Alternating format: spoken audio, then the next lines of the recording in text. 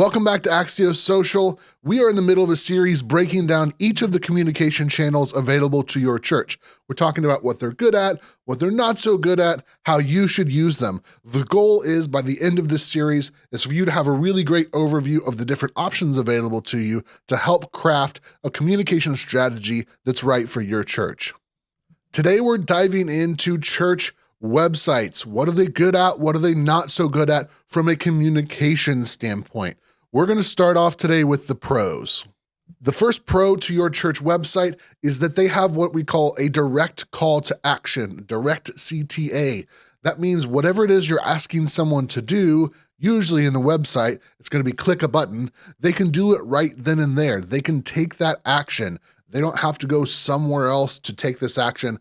Whatever it is you're asking them to do, likely they can do that right then and there, whether that's signing up for an event, donating, whatever it might be. With websites, usually the call to action is direct right there on the same page. The second pro for websites is that they can hold a lot of information. There is a ton of stuff that you can put on your website, almost an infinite number of pages that you could create. Now, you shouldn't, and we'll talk about that in a minute, but you've got a ton of flexibility in comparison to some of the other communication channels like email or text message or social media. Your website is really flexible, so you can put a ton of information on there, especially if it's a complicated thing to explain. You can have a really long explanation on your website versus you couldn't put that on Twitter or in the description of your YouTube video, but your website's really flexible in that way. The third pro for your website is that it is widely accessible, even accessible to the public. This is one of the few communication channels where it is at least possible that somebody outside of your church community can access it. You don't have to be a member of your church to have access to your website. It's on the World Wide Web. Anywhere throughout the world, people should be able to access your website. That is a huge pro.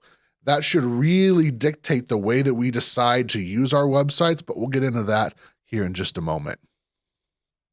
Let's talk about the cons to the website communication channel. The first is that they can get cluttered very, very quickly. I know we talked about just a moment ago that they can hold a ton of information. That's the temptation, is just to load more and more and more stuff on your website. Unless you are really great at designing and organizing that website with that ton of information, the more stuff you put on there, the harder it's going to be to navigate and to find what it is that someone's looking for when they come to your website. So like I said, I know I said before that's a pro, but it can also be a con.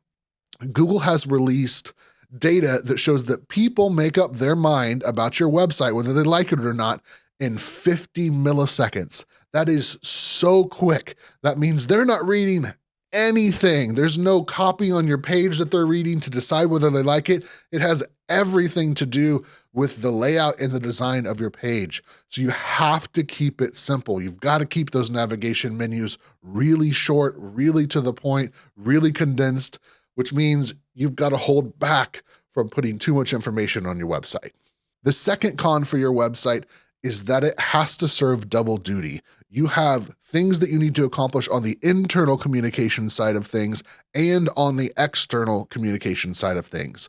There are some communication channels that we get to kind of go all in on one of those categories or another.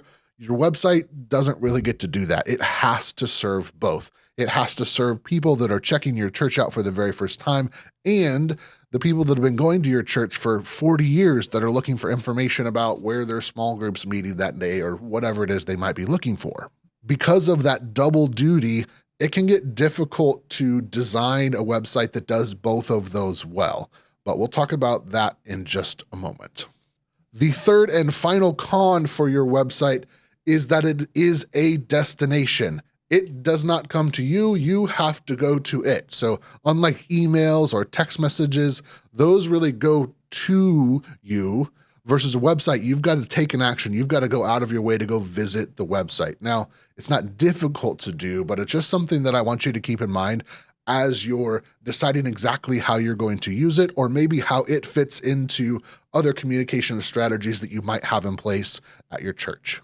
So how would I recommend that you actually use your website?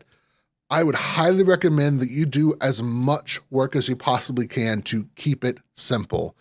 It still is going to need to do double duty like we talked about just a moment ago. It has to serve your existing congregation and new visitors at the same time. What I would recommend is that anytime you've got those going up against each other when you're designing your website, that it should favor new visitors. The reason is that new visitors are going to end up on your website before they attend a service for the first time.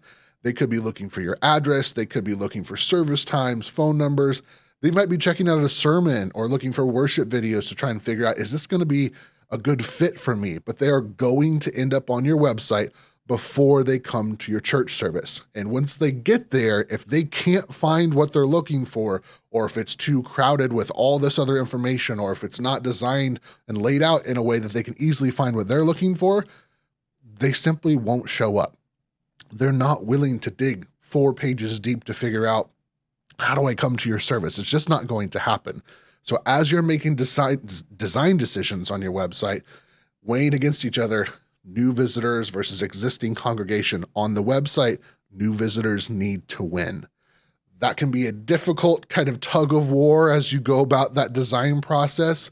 But if you keep it simple, if you don't overload it with too much information, it gets way easier to accomplish a clean, simple design that serves the information to new visitors very quickly and in a way that's easy for them to find.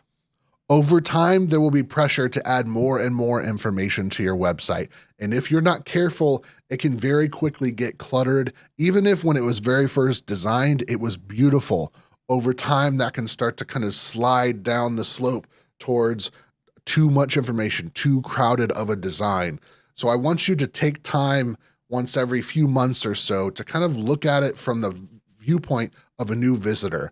Are you surfacing the right information for new visitors way up high on the page where it's really easy to find? Now, because we are kind of leaning the website towards new visitors, that means it's not going to be as good of a tool for communicating with our internal congregation, our internal members, our internal communication. That means some of the other communication channels are going to have to kind of pick up some of that slack. So if you've not watched the other videos in this series, breaking down emails, text messages, apps, social media, all those different other communication channels, there'll be links to some of those down in the description below. Make sure and check those out. They've got some really great information in there. That's it for today's video. If you've not done so already, make sure and hit that like and subscribe button and leave me a comment. Was there some question that you had about church websites that I didn't answer? Or maybe a pro or a con that you remember that I didn't have on my list? Make sure and leave that in a comment down below. To learn more about Axio Social, you can visit my website. There'll be a link to that down in the description. That's it for today's video. See you next time.